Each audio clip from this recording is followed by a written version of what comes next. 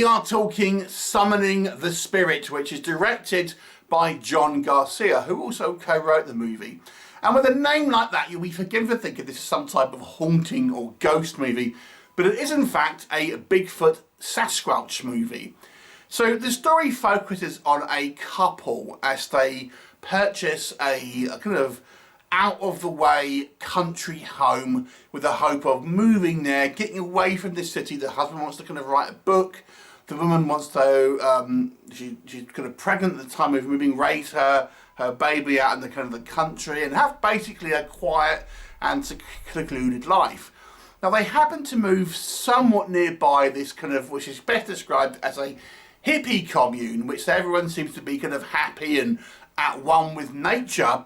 But upon closer inspection, they may actually appear to be worshipping Bigfoot. But they are seeing Bigfoot as a kind of spirit of the woodland and things like this. And they're kind of, worshipping this creature. Although this creature may well be a carnivore and needs to be fed from time to time. And this kind of sect is only too happy to feed it, shall we say. Now what will happen, you'll have to watch the movie and find out. So let's discuss what we think about Summoning the Spirit. So the first thing I would say, it does have a somewhat of an original story. The story is relatively slight, don't get me wrong, but it doesn't seem like a kind of a rehash. It's not the sort of typical thing where people go in the woods and they get lost and there's Bigfoot. It does have a little bit of originality to it, which is obviously a good thing. The movie itself is a slow burn. There is a more overt kind of like horror at the end, but for the bulk of the running time, it is a character-driven movie. And I do think there are some interesting character moments within the film. In particular, the kind of hippie commune, which has a reasonable amount of people, but it doesn't focus on many of them. But the ones it does focus on, I have to say I found quite kind of fascinating. In particular, this kind of like this girl called, I think, Celeste, who tends to be the one that befriends like the woman the wife who has moved there, who seems kind of genuinely kind of like a kind of star child is the best way to describe it. A lost kind of soul who is kind of drifted into this kind of existence, and her performance, the way she's written, I feel has this kind of genuine kind of like innocence and benevolence, even though there are some kind of things that are maybe not quite, on the street and narrow in regards to this kind of this commune.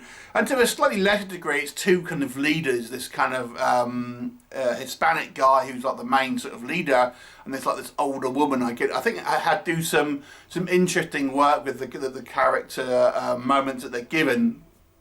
They're not quite as strong as the Celeste character, but nonetheless, I do think they make an interesting kind of trio. And obviously, there's a bunch of other people as well who we don't really kind of know all that much. The actual Sasquatch Bigfoot creature itself, I've got to be honest with you, I was really impressed. This is actually one of the best looking kind of Sasquatches I've seen put to film, especially considering this is a low budget indie. Now, what I liked about it is it's not over designed. This creature looks like it's something which is naturally evolved, if that makes sense, and the makeup is very kind of strong, but it doesn't look like, let's make it evil looking, let's make it look kind of deliberately kind of ferocious. It kind of, don't get me wrong, you wouldn't want to come across it in a dark forest, but I've got to say it looks like it is kind of like naturally evolved. It kind of looks genuinely like a kind of a mix between like kind of human and kind of ape-like, but it's not like, let's make it have like massive fangs and stuff. So what I quite liked, I thought the design was quite subtle, but also realised in a kind of a realistic kind of manner. I think the idea with some of the story elements here is interesting. This kind of the lure of this kind of commune, the idea that everyone is kind of like happy and kind of at one with kind of nature, and you're ultimately kind of like letting yourself go, and that sort of like taking your foot off the pedal and just kind of like bathing in the kind of the glow of this kind of nature and stuff, I think is, it does have that, you understand the allure to a certain degree, and we see that our couple have different kind of reactions kind of to it. the wife being a bit more in tune with it than the kind of the husband, and also the kind of the sinister style, the sort of sinister side of it, I thought was kind of done fairly well, because it's wrapped up to be like this is what they genuinely think is the right thing to do. So it's kind of not like they have this nefarious plan and they're kind of evil, but they have this kind of beliefs which are, to them, it makes kind of sense, or at least for the most part. You know, but when you kind of look at it in the cold light day, obviously it's, you know, there are some things that you simply couldn't really get away with, so to speak. So, you know, I found the idea fairly interesting, and things certainly to do with this kind of hippie commune. I mean, I guess there are elements here that you have seen before. I think like the original Howling, for example, kind of did a similar sort of thing. There's been one or two other movies that I've reviewed which have these cult kind of things, but you know, they're treated less of a cult, more of a kind of, like, as I say, like a commune. So you kind of get that impression of it. Arguably, though, you would say, yeah, they are a kind of a cult. So what doesn't work, this movie is not going to be for people who want a fast-paced kind of gore fest or lots of kind of violence on screen. The bulk of the running time, the first hour here, with the exception of like a couple of scenes, is very much a character-driven piece of the movie. The last 15 to 20 minutes, that's when you'll get more of the killing, the body count, the kind of the gore, that kind of that sort of stuff. But until that point, there's very, very little on screen. So it is purely a kind of a character-driven. Now, the thing is, I think that type of movie can work. But even though I would say the story does have some original ideas, I don't know if the story is all that in depth. So ultimately, it does become a little bit dull, because you don't feel like you get a huge amount of kind of forward momentum in the kind of the narrative.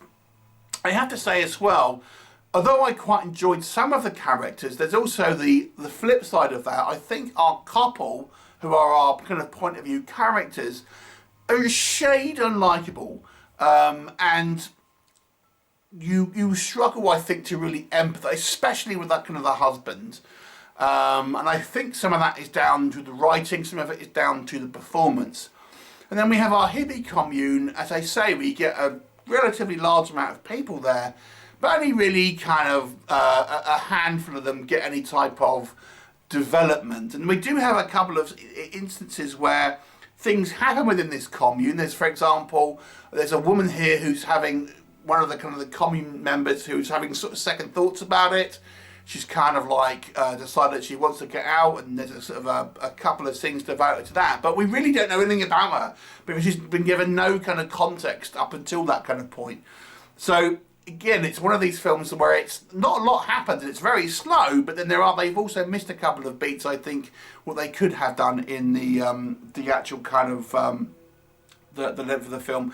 I think it could have been better paced in regards to the actual Bigfoot. I know the thing is to have like a big finish and kind of have this climax where all this sort of stuff happens, but you know, I think it needed to have a little bit more kind of peppered in the kind of the first and second act, to be honest with you. It really just saves pretty much everything for the final act, and therefore, you know, by then you're struggling to really kind of be super invested in it, I would say. I mean, those things are done well, although the Bigfoot, I will say, kind of walks a little bit too much like a man.